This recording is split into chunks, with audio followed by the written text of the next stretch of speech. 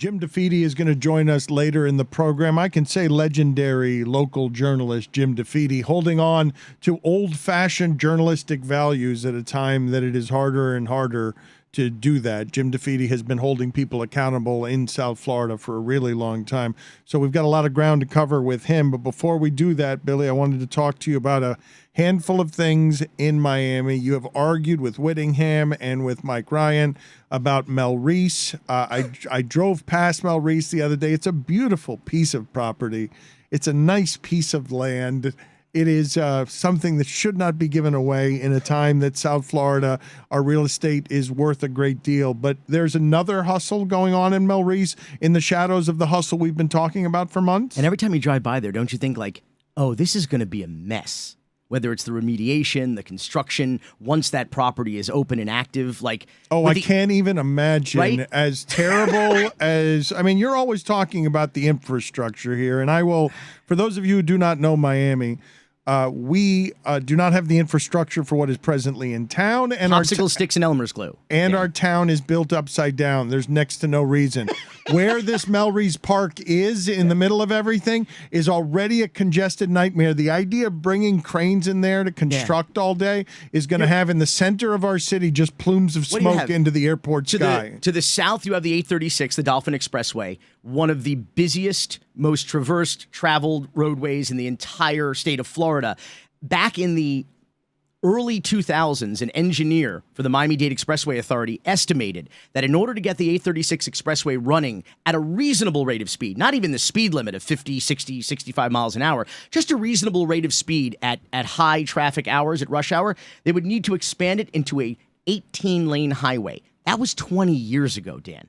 Okay, so it's going to be gridlock on the 836, gridlock on Lejeune to the west of the property. Our city is already groaning under the weight of anywhere you go. It takes forever to get to, no matter how long or big your highways, because there are too many people in town. And Lejeune is the roadway to the airport, the Miami International Airport, which is the economic heartbeat of the whole town. And then you have a residential neighborhood, and then you have the river, and it's going to be a total mess. And you pass by there, and you're like, well, this is kind of peaceful and tranquil. This being just an open-air golf course that's used by a gaggle of people, the only public golf course in the city. You're kind of like, oh, they're going to just tear this shit up. They're going to tear it up, and it's going to be a disaster, particularly because they have a traffic impact study that they've been hiding. They've been covering up since 2018, and that's a 2018 traffic impact study. Imagine that today. Covering up how? They just haven't released it.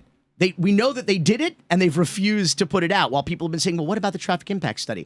And let me tell you, these traffic impact studies are bought and paid for by real estate developers or sports team owners. They're always like, oh, no, it's going to be fine. And they're always bullshit.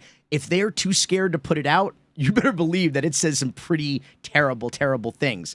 But I now it seems the town actually is pretty quiet. I don't know if anybody's noticed that. You look outside and Ocean Drive and Miami Beach and the traffic, it's pretty chill right now because the looks like the crypto cowboys have left town because the boom times are over. We'll get to that in a second. So, we'll get to the crypto, but what is the next real estate hustle at Mel Reese? So back in 2018, there were several items that the city of Miami put on a referendum for the voters to vote on. One of which was Mel Reese. Should we amend the city charter in order to allow for the city to negotiate a no-bid deal on this property at Mel Reese, the largest parcel owned by the city of Miami?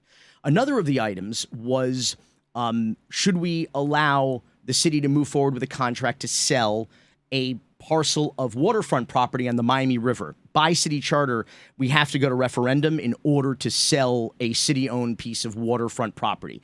Here's the thing, though. On that property, unlike Mel Reese and Interfort Lauderdale, there was what they call an RFP, a request for proposal, that went through a legitimate chartered process in the city of Miami, meaning there was competition. Different developers were allowed to submit proposals and bid on that very valuable piece of property. Whereas with the Mel Reese thing, it was like, no, what we're saying is we're going to waive the law. We're going to change the law just to help these particular guys. That didn't happen here. So a developers called Adler came in and made a proposal. They won the deal and they put it on the ballot. And it won. It won with like 64 some odd % of the vote, as did the Mel Reese deal, which passed as well. The only thing that failed by like 80% of the vote was the strong mayor proposition that Mayor Ponzi Postalita Francis Suarez put on the ballot. Those were the 3 referendums in 2018. What they were going to do with this city-owned property, this is home to what they call the Miami River Center, or the MRC. This is where all of the city business is done outside of City Hall. City Hall in Dinner Key Marina is a historic, beautiful, cool, old, little building right on the water. It's barely enough to house the offices that are there, which is the mayor, the city manager, the city attorney, the clerk, and the 5 city commissioners. All the other business of the city is done elsewhere. There's a whole other police headquarters in downtown Miami, and right on the Miami River is this ancient building, really falling apart, really hard to expensive to maintain, but all of the city business. You need to pull a permit, you need building, you need code, all the daily grind happens right there in this building. So what Adler was going to do is knock it down. Well, first they were going to buy it in a competitive bidding process. Then they were going to knock it down and redevelop the entire river, this monstrous development with over 30,000 square feet of retail space, 4 condo towers, on and on. The usual. Pave the river and put up a parking lot. But part of the deal This is not a historic building you're talking about, though. This is it's a an dump. old shitty building. It's a dump, and it should be knocked down. Absolutely. But should be knocked down in a way that has order and achieves maximum value for the land that the has, taxpayers has that own worth. it. Yeah, but part of it is that Adler agreed to build a new MRC. Because the city has to conduct this business somewhere. So part of the deal was they would build and lease back a significant part of the property within one of the towers they were building for the city government. That was voted on in the language of the referendum back in 2018. And what we've been hearing a lot from Whitty and Mike John Ruiz and Interfort Lauderdale is we've been hearing that, well, the people of Miami voted for Mel Reese, right? So we should give away that property, which is not what they voted on, but nonetheless, they made the very compelling argument that it's the will of the people. Well, this also was the will of the people. And this was on the referendum explicitly, and the people voted for it overwhelmingly. But now what the commissioners are saying is, well, we're not going to build our new city government building on this property on the river. They've been blocking this property. One of the commissioners in particular, Diaz de la Portilla, who we talked about last week, has a little problem with the drinks and the ladies and cars crashing and such. But they've been blocking this development, and now they're talking about, very seriously, despite the fact that the voters voted on this, they want to move the city government building to Mel Reese. They want to become one of the first tenants on the property and create a whole, bring a captive audience and basically draw people from the city who need to do business with the city to this property to buttress the investment and the value of what is now effectively Jorge Mas and David Beckham's property. So what they're now doing is, that's the thing, all of this is a real estate hustle. And if you follow the money and you follow you follow the real estate, the property, this is what's happening. What they're doing is, it's a total bait and switch. After they argued that we need to do this Mel Reese thing because the people voted on it, the people also voted on this other Miami River project, and now they're in a meeting last week talking about, hey, why don't we just fuck the voters and fuck these other developers who went through the legal process of competitive bidding and getting a deal on this property and agreeing to build the offices for the city. Let's put it over here where, because we know which side our tostada is buttered on. And so everything is in service of the oligarchs of Inter Miami. It's absolutely wild. Nobody can really understand it, where this came from and how this happened. But everything in the Mel Reese deal is corrupt, and everything that will spring out of that poisonous tree will be corrupt. The park space that we're supposed to have to make up for the lost green space and park space in Mel Reese, that will be a real estate hustle. Whether it's this MRC deal will be a real estate hustle, and all of it will cost the taxpayers money. So the idea that Mel Reese is all privately developed and paid for, that this isn't going to be subsidized by the taxpayers and isn't going to screw the people of Miami, is a fucking lie. Francis Suarez knows it. All of those commissioners who voted for it know it. The commissioner we had on, Manolo Reyes, the only commissioner with the cojones to vote against it, knows it. But it's happening right before our eyes, this multi-billion-dollar land heist in broad daylight. Jim DeFede is going to join us in about 10 minutes. Again, legendary local journalist. We're going to talk to him about his documentary and some other things. But you use the verb spring, the name Larry Spring. What does it mean to you? What should it mean to our audience? Larry Spring was the CFO of Miami back during the Great Recession.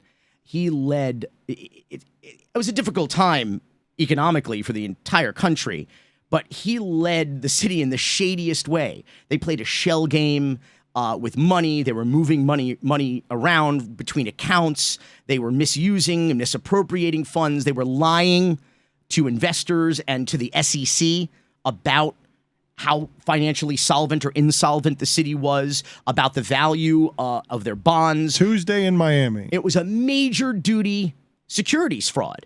And he was allowed to resign at the time with a golden parachute.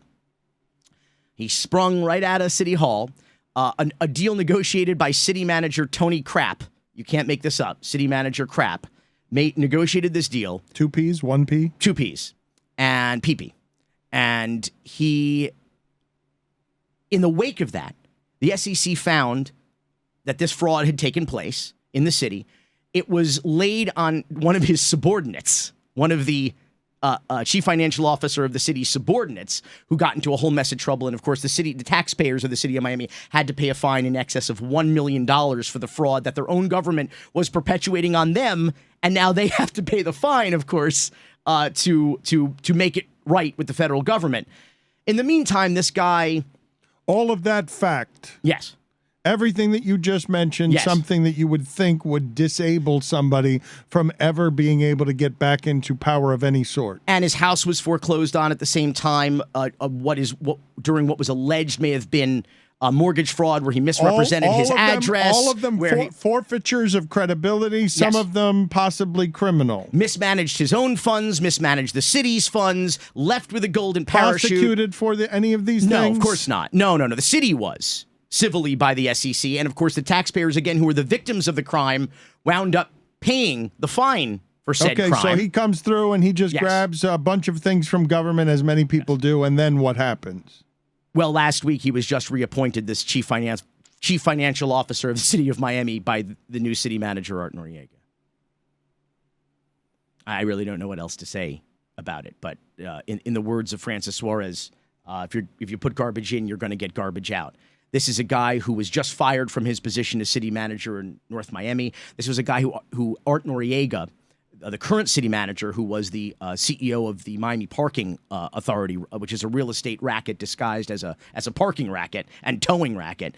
This guy, he hired him on the board of the Miami Parking Authority. Then he hired him in 2020 on a contract to help navigate the city's finances during the pandemic, and now has effectively promoted him, but really rehired him to the CFO position, a position that he turned into really a criminal organization back following the Great Recession. And why is the question, of course. And what I will say about that, the reason why a guy like Larry Spring continues to work in government, get golden parachutes from these various jobs, including the job he was shit-canned from in North Miami. Never any bad consequences. Never. Because guys like that know where the bodies are buried. They have the compromise. They have the goods on people like Art Noriega. And as evidenced by the shit he pulled back in Miami when he was CFO the last time, he's willing to do what it takes to cover everybody's asses and get away with it. And so a guy like that in this kind of environment is constantly rewarded and never held accountable because they're looking for stand-up guys. In a mob, in an organized crime operation, in a racketeering organization, which is what this government is, they look for stand-up guys. They look for guys that get the job done and keep their mouth shut. And he's one of those guys. We're going to get to Jim DeFede in a second, but I always learn something when we're talking to you here. And please elaborate. You said a parking and towing racket. You're talking about the business. They've got a couple of towing companies. They've got to be two of the bigger economies on South Beach where they just drag people out of here, and they are assassins. I live in a Mad Max universe where they will drag my car out of anywhere with no warning, and the tickets are really expensive. What? And you're saying this is all a hustle? Where does this money go? Well, I was talking about the city of Miami, but in the city of Miami Beach, it's no better. I mean, it's a duopoly that I think actually the two towing companies are basically owned by more or less the same people. So it's a monopoly disguised as a duopoly. All of whom are encased in a lot of bulletproof glass, because everyone who goes there is pissed off because a lot of those people have been wronged, and you feel violated when they take your car from a place and you're like, wait a minute, I wasn't parked illegally. Exactly. And they only take cash, and of course they have an ATM machine with a usurious strip club like fee on it, to get your money out. It's a total extortion, but where does this money go? How does it get shared? And what they do is that, basically very profitable. Legally or not, because of course the first thing you have to do is go get your car back and pay for it and then fight it later, of course. It's like you can beat the rap, but you can't beat the ride, and you got to be out of pocket hundreds of dollars on this just to get your car back. But they're basically seizing really the most valuable asset that most people have. Outside of a home, if you own a home. I mean, if you own your car, it is the most expensive piece of property that you own and the most important property in a town like this where there's no public transit. There's no ability to make your way around. It's very much a car culture in this community. And you have companies that effectively have a deal with the city. And what you hear a lot from the commissioners and the city manager is it's a necessary evil. Because obviously, if you came home and someone was blocking your driveway or your entrance, you'd be like, tow this asshole, of course. And and the tow truck companies would be your heroes in that situation. But in many cases, that's not. That's not what's happening. What's happening is you have people who are misrepresenting what they call the towing bill of rights, which means that if you come and they're lifting your car up, you could say, "Yo, dude, I'm here. My bad." And there's no drop fee, but sometimes they'll extort a drop fee out of you because people don't know your rights. They'll be like, "Well, I already lifted it, so that's $20 or $50 or $100 or whatever," and there's actually no. They're terrorists. These tow truck drivers, they're terrorists.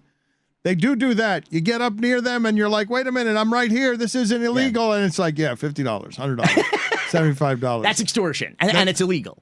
But it's a big giant business here. And I've never seen anybody arrested for it or held accountable for it. And no, this is, as you can imagine, this tow truck racket where people can legally steal your car and hold it for ransom.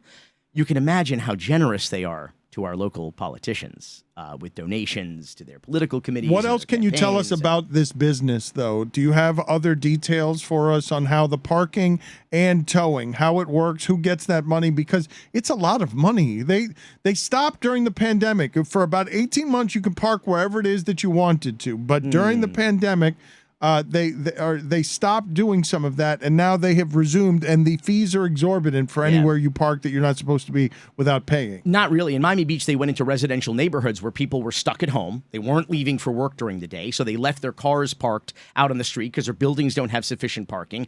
And the parking authority was coming around during a time in which the government put people in a lockdown, and they were ticketing those cars. So basically, they forced everybody to stay at home, park their cars on the street, and then went around while people were out of work and broke and ticketed their cars. That money in particular goes to the city. The ticket money does. The tow money goes to these private tow companies that then kick back some of that money to cops, to politicians, to developers, anybody who basically assists them in this legalized racket. And what we had an audit that was done by the city of Miami Beach, that was commissioned by the city of Miami Beach, that exposed a lot of the inequities and the fuckery occurring within these tow truck companies, and then they didn't do anything about it. They refused to release it.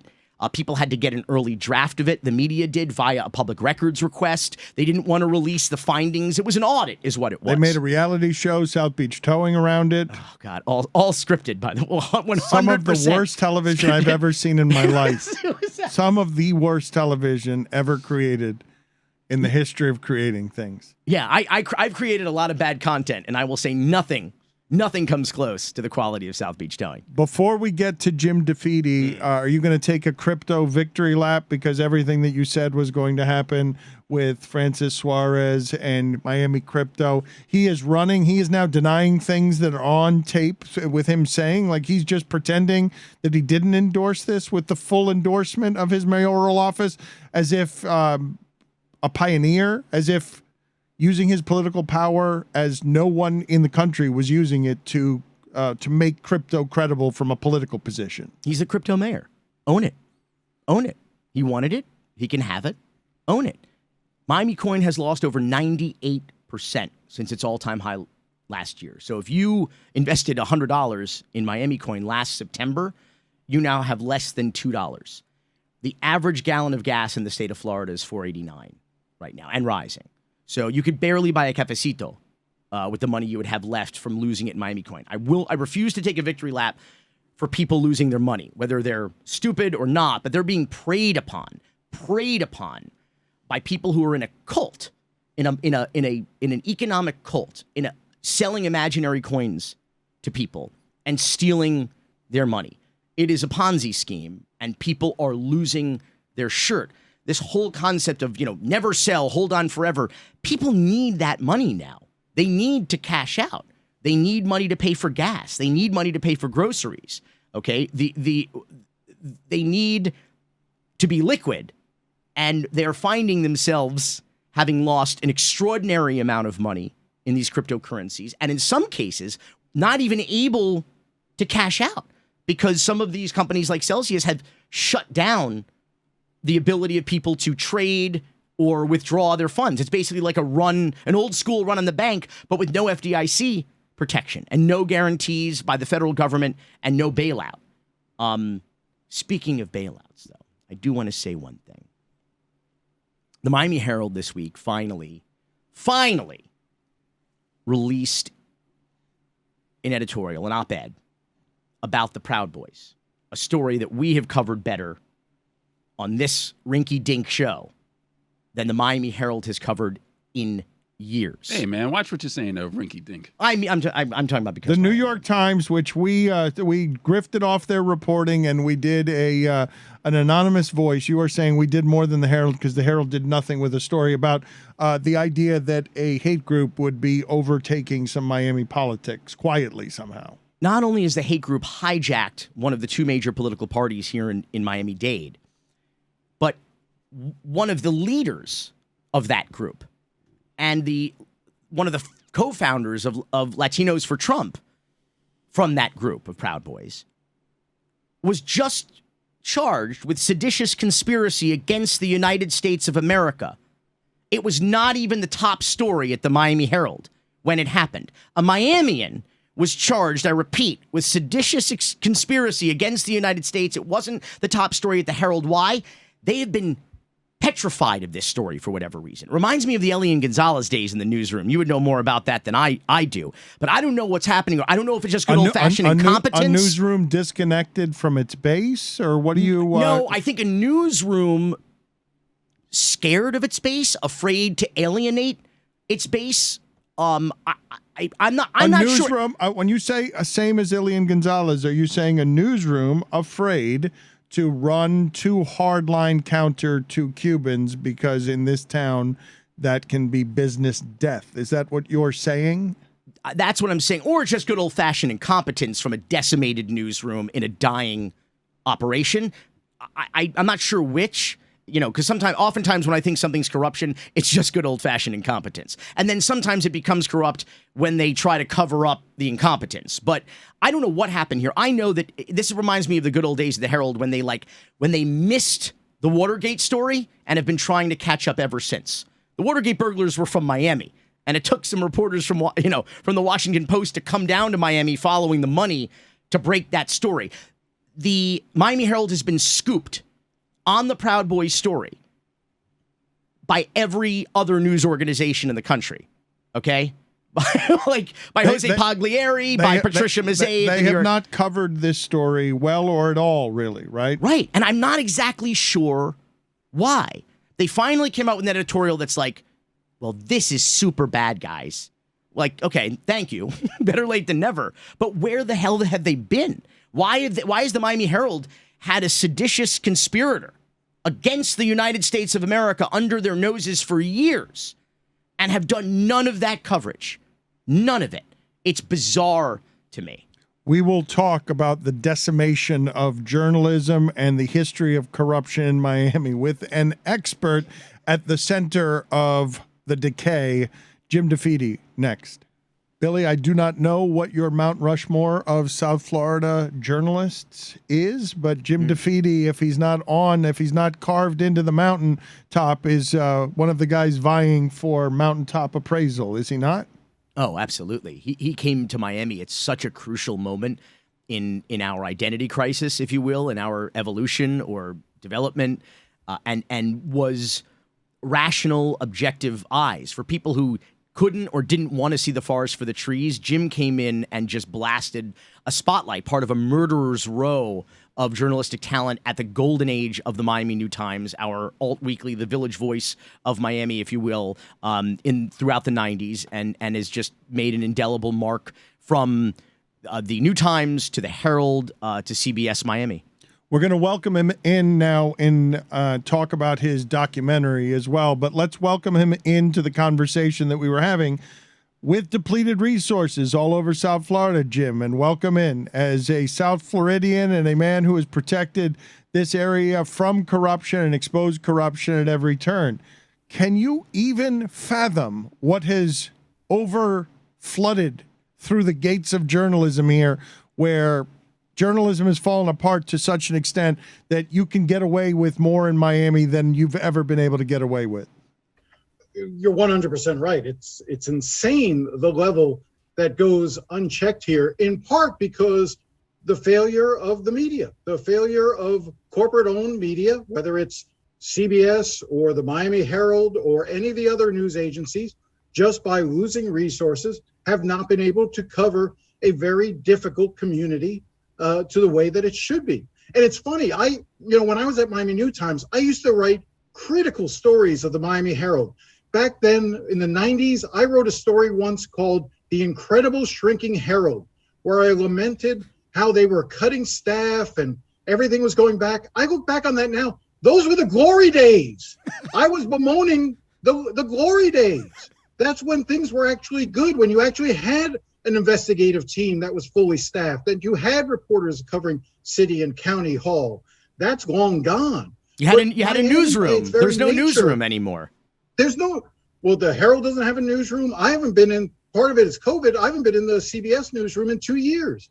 I'm not wearing pants. I haven't worn pants in 2 years. I love that as a sentence. Thank you. I'm not wearing pants needs to be shouted with an echo across South Florida. Jim DeFede not wearing any pants.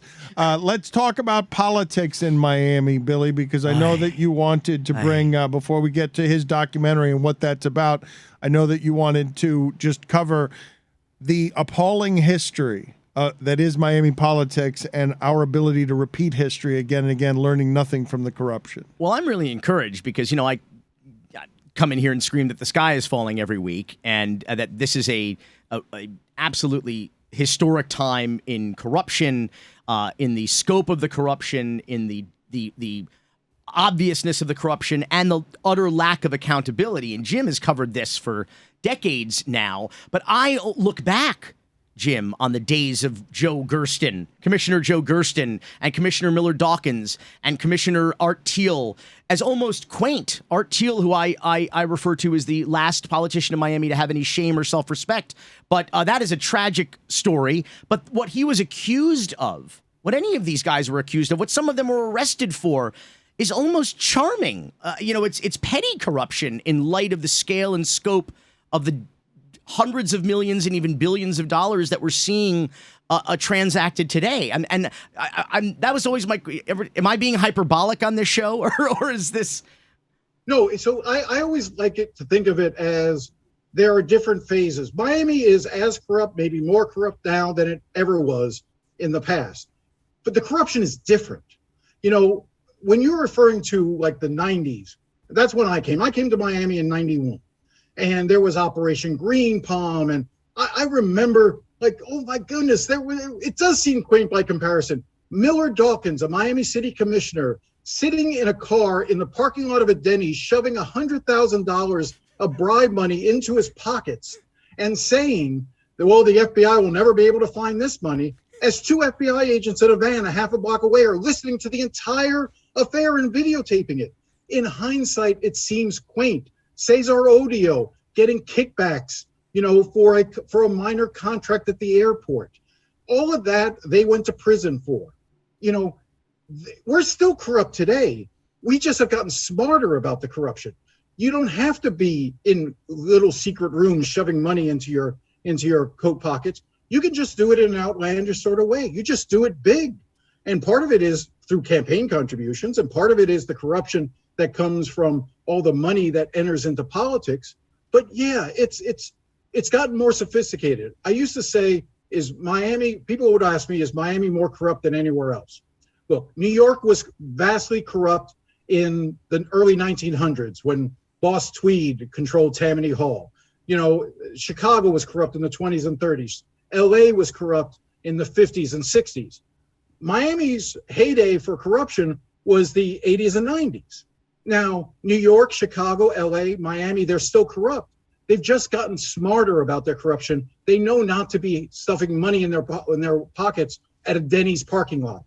Well, they don't have to. Now they have a crypto wallet, or now they just transact a major real estate deal on behalf of an oligarch, and then they get their campaign coffers and political committees filled up with cash, or have delusions of grandeur and think they can run for higher office, which leads me to party politics here in South Florida. I'm perpetually petrified because the Miami of today is the America of tomorrow, and as I watch what's happening with not one but both of our political parties down here, and I hate to engage in both sidesism here, but the Democrats locally appear to be falling apart. The Republicans have been hijacked by a hate group, and leadership is either encouraging it or at worst or at best enabling it. What is happening down here, and does this bode well for the future? No. Well, I mean, how could you set that question up and then ask, and is everything going to turn out all right? A moronic way to frame the whole thing. We can agree that he petered out at the end. He just had his tapestry of doom, and then are we going to be okay? No, of course not. Listen to yourself, you idiot. Did you not hear what it is that you just said? How could we be okay after that? The question itself scared the fuck out of both of us. Here's the thing. I ask stupid questions for a living. That's what I do, and what Jim knows. You petered out. What Jim knows all too well, having gave up. Having co-starred, you just gave up. Jim having co-starred in one of our documentaries, Cocaine Cowboys, The Kings of Miami, now streaming on Netflix. Oh, there you did it. You did it. What? He said to me, he called me before, and he said, I got to work a plug-in for Cocaine Cowboys somehow. There he just did it. But what That's the type of corruption that we now come to expect. Unbelievable. It's what fraud. What I'm saying is hypocrite. In my documentaries, I get to cut all my questions out. So a lot of what I do is ask stupid questions to set my interview subjects off, so they'll give me a colorful answer that I can put in the documentary. How scared are you, DeFede? How scared are you? This is the most corrupt Miami you've ever seen by leaps and bounds. Yeah, it's very, very bad. But the question about the politics of right now, look, the Democratic Party is barely in existence. Yeah. I mean, you could put it on a milk carton if we did that still, and people would wonder, where is the Democratic Party today? Not just in Miami-Dade, but in Florida in general. Yeah. And the Republican Party, look, I'm going to tell you something. I've talked to enough political folks who wonder, Dade County was a stronghold for Democrats. Joe Biden only won Dade County by 9 points this last time, after Barack Obama won it by almost 30. Hillary Clinton won it by almost 30. I'm telling you, it would not shock me if Ron DeSantis wins Dade County. Not just comes out of Dade County with a little bit, just a little bit behind, which is what Republicans try to do. He could actually win Dade County. And it's not just because the Proud Boys have taken over the inner workings of the Republican Executive Committee or influence it. There is a tidal shift of anger and resentment that you see happening in politics today that is polarizing. Again, I don't like to do the whataboutism on both sides either, but on both sides. And that anger, there is no rationality anymore. There is no having a conversation about politics anymore. And that's what scares me, is that nothing breaks through anymore. Nothing breaks through. So you can have a conversation and try to, which I do every week on my show. I'll take my cue from Billy, as I do every week on Sunday morning on Facing South Florida on CBS at 11:30. There you go, Billy. But you try to have that conversation, but you don't know if you're just preaching to the choir. Now, I realize the old saying is, why do they preach to the choir? Because that's how you get them to sing. But at the same time, are you changing any minds? Are you providing enough information to where someone is even open to changing their minds? And we are not open to changing our minds about anything anymore in this country. The question was doomsaying. The answer has no hope in it. Let's talk about something else that you're selling here. Your documentary, you have got something else cheerful. Let's talk about the Surfside building tragedy in which 98 people died. Does this show come with Zoloft, or do you have to get that elsewhere? Is it just DraftKings that sponsors the show, or is there also some medication that goes with it? What is your documentary about, and why is it that people should be watching it? So obviously we know about what happened at Surfside. The building came down, 98 people killed as a result of it. That the basic behind why the building came down is its own story of corruption and incompetence and government betrayal, of not making sure that the systems were in place, even if there were systems in place, that the checks and balances were there to keep a building standing upright. I will tell you that part of that comes from American arrogance. And I'll say that. I think we in America have a certain arrogance that says to ourselves, buildings don't fall in the United States. That's something that happens in the third world. That's something that happens in Mexico or Nicaragua or Cuba. In the United States, we're a first world country. Buildings don't collapse. Well, this building collapsed, and it was completely predictable, and it was completely our fault. What I'm looking at is, when that building came down, 101 people fell with it. 98 of them died. One survivor we know about, Jonah Handler, the boy who was pulled out of the rubble on the back of a firefighter and carried out. There was a TV camera there to record that moment. What most people don't know is that there were two other people who survived the collapse. Two women, Angela Gonzalez and her 15-year-old daughter, Devin.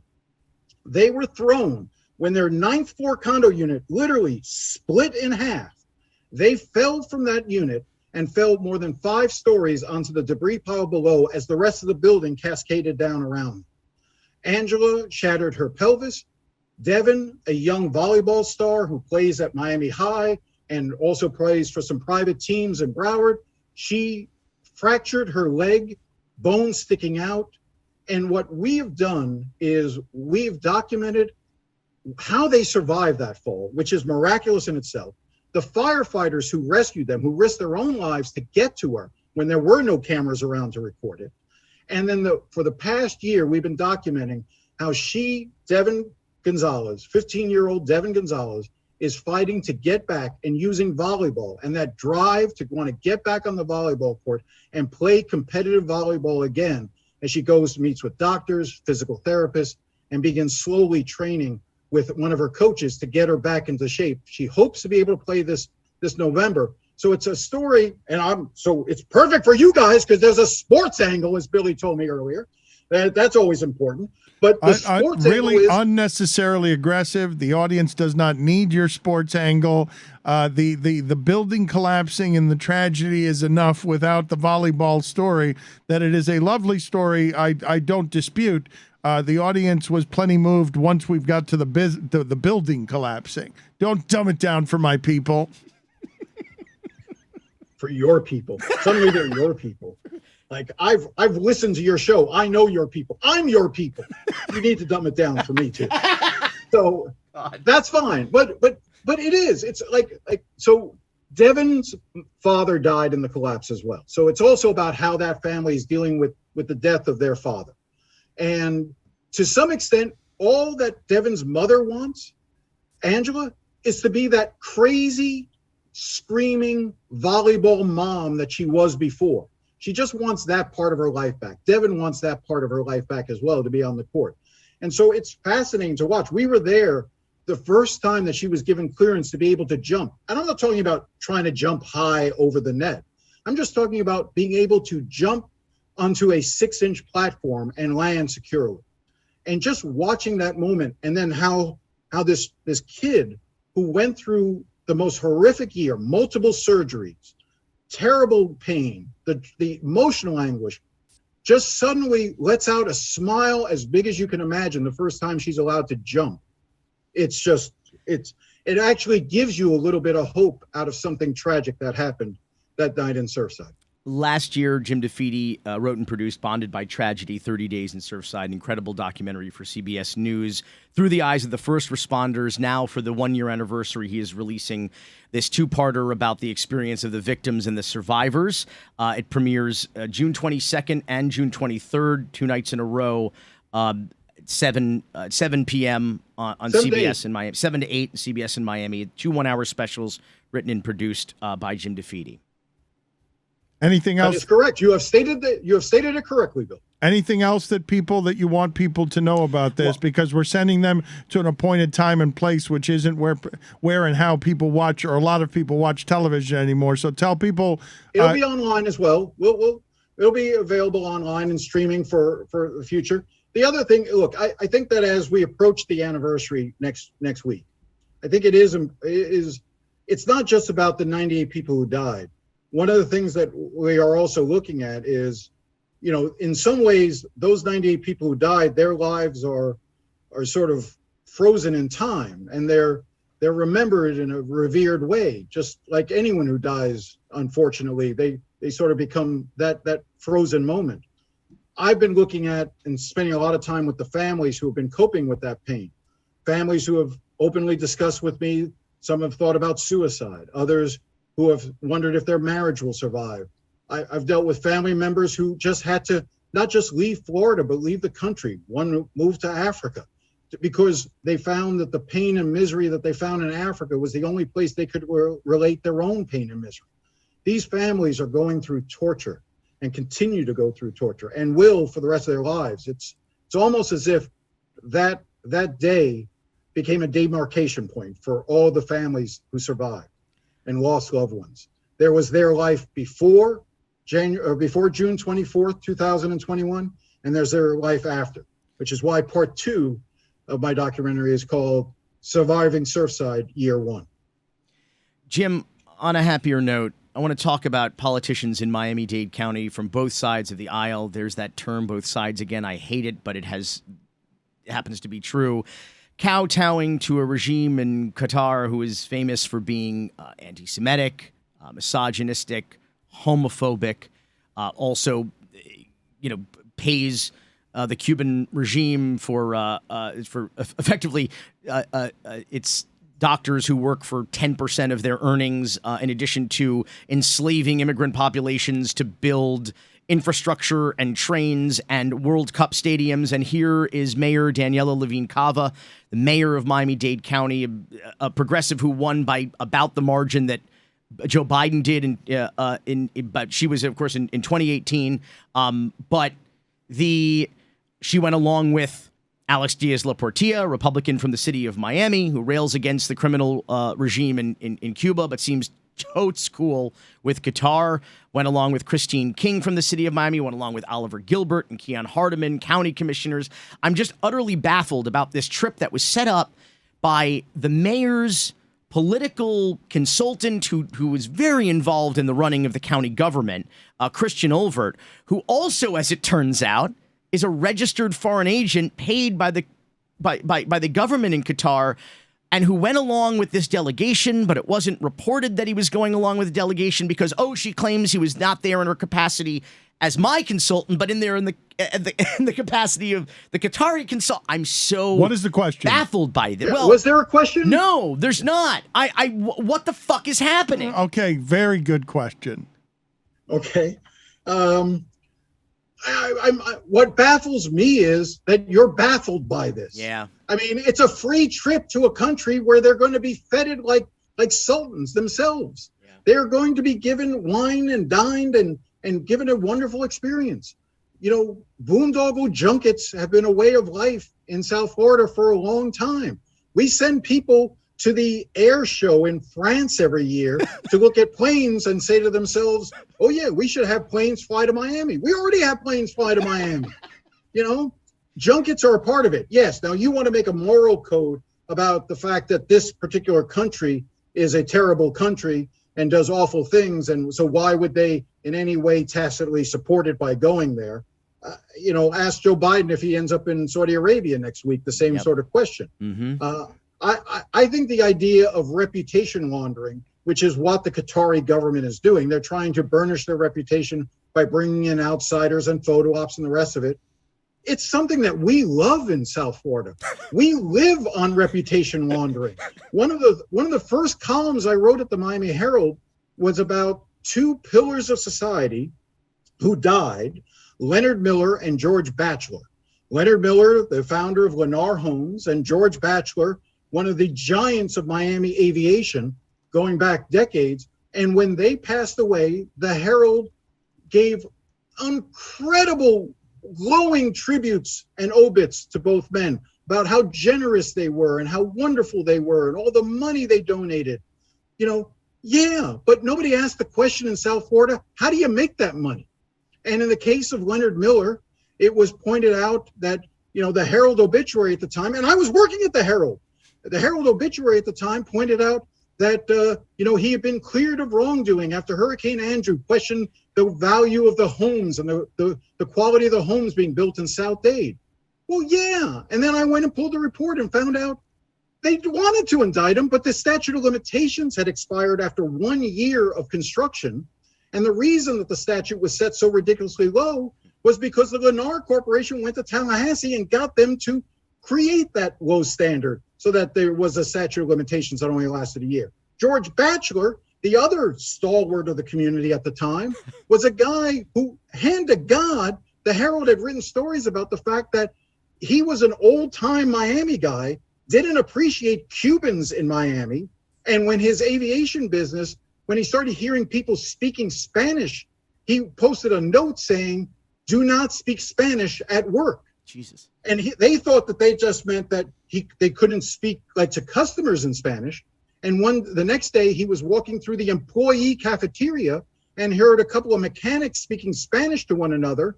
And so he went back, wrote another memo that he issued to the entire staff saying, if you keep speaking Spanish, maybe I should just pay you people in pesos. That's the racism that was not that long ago. And then when he dies, because he gave a lot of money to UM, because they both gave a lot of money to UM, they get celebrated as historic figures. And we wonder why we're corrupt, because it's all about money at the end. If you have enough money, you can forget everything else. You can give enough money away to put blinders on people. They will never ask questions about how you got. Jim, thank you for being on with us. Always good seeing you. Again, before you get out of here, the documentary and the Sunday show, tell people where to find you. Documentary is the Wednesday and Thursday, the 22nd and 23rd from 7 to 8 p.m. on CBS. It'll also be streaming at CBS.com. And on Sunday mornings, 11:30 on CBS, facing South Florida. Unless the Dolphins are losing, then we shift to 8:30 in the morning on Sundays during football season. An old-fashioned journalism show, a Sunday local show. You've been doing a lot of good work for a long time. Thank you, sir, for being on with us. Anytime, Dan. It's been 39 years, Dan. 39 years since Scarface was released in cinemas. To less than stellar reviews and pretty mediocre box office, it has obviously, in the decade since, become a classic, a legendary film. You might have just referred to it as a minstrel show and not so many words, but I will still stop on it every time. It's on my television all the time. Featuring the great Cuban-American actors Al Pacino, Robert Loggia, and Mary Elizabeth Mastrantonio. Al Israel. Yes. And Stephen Bauer.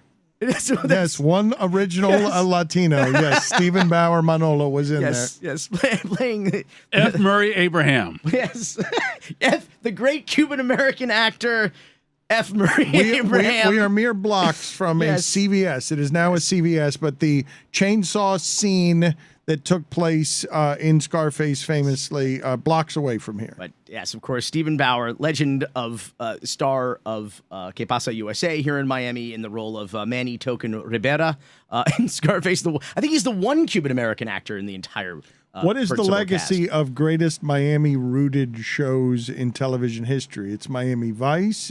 But when you say Que Pasa USA, it made me think immediately of we don't have many historic Miami shows. I suppose we could take any of those religious ministries, Jim Baker and stuff, because they were going through South Florida. But we didn't have very many Miami-produced, nationally enduring things. No, and the ones that were enduring, Dexter, Nip Tuck, barely shot in Miami any more than the pilot. CSI Miami was shot in like Long Beach, California, and so some of the most legendary and longest-running Miami shows were not Miami shows at all. Scarface was mostly not in Miami. Was mostly not in Miami because the city Miami commissioner at the time, Demetrio Perez Jr., chased them out of town because he wanted to censor the script. He wanted them to rewrite the script to have Tony Montana as a Fidel Castro spy who was sent here deliberately to become a cocaine trafficker. He didn't like the way Cubans were depicted in it. So Marty Bregman, the producer, and the director, Brian De Palma, were basically like, okay, let's just shoot what we need to shoot and get the hell out of here, and shot most of it. They shot a bit on Ocean Drive and on Key Biscayne, but then they basically split town, and somehow... we got two sitcoms, The Golden Girls and its spinoff, Empty Nest. Setting in Miami, and the second spinoff, Nurses, which actually, which famously they did a crossover event of a hurricane hitting Miami that hit all three shows. All of them shot in Los Angeles on a soundstage.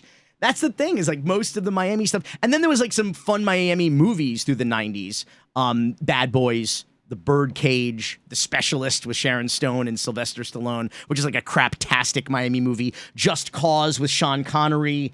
Let It Ride, and Too Fast, Too Furious in the aughts. Let It Ride's a pretty fun movie. What is the 39-year anniversary of Scarface that we're celebrating this week? Back when the movie came out, they released a soundtrack album with like 10 tracks. It was mostly songs from the album, like Rush Rush, Get the Yayo, Debbie Harry, and Blondie, and then there was 2 tracks. The instrumental tracks by Giorgio Moroder, one of which was Tony's theme, one was like the love theme from the end credits. But the score album that Giorgio Moroder, the 80 minutes of music that Giorgio Moroder wrote, were never released on vinyl, on cassette, on CD, nothing. All that's ever existed was bootleg tracks ripped from a DVD or a Blu-ray. Get this, even on Giorgio Moroder's official SoundCloud, when he posted the opening credits music, the famous opening credits music from Scarface, it had dialogue from the movie. Even Giorgio Moroder ripped it from the DVD. It had all the sound effects and Fidel Castro's speech and all that shit. And I was worried that maybe the master tapes are lost, right? They're lost in some New Jersey attic or something, and we'll never ever hear this because even the composer himself doesn't have the original tracks. This week, Dan, it is a pop culture milestone. After 39 years of soundtrack specialty label out of California called La La Land Records. I feel like I'm in La La Land when I say this because this is like a bucket list release. This week, they're finally releasing all of the unreleased music of Giorgio Moroder's legendary synth score to Scarface. I remember Push It to the Limit. Push It to the Limit is what I remember. Also produced by Giorgio Moroder, who did the songs as well as the score. But that's all we had. We had a 10-track album. It's just money counting. It's just counting money, Push It to the Limit, and now it's Tony, who is, again, not Cuban. It's Al Pacino running toward a tiger in a incredible drug cliche of a movie. Billy, good talking to you. Good talking to DeFede. Thank you to both of you. We will talk to you again next week because Miami. Cocaine's.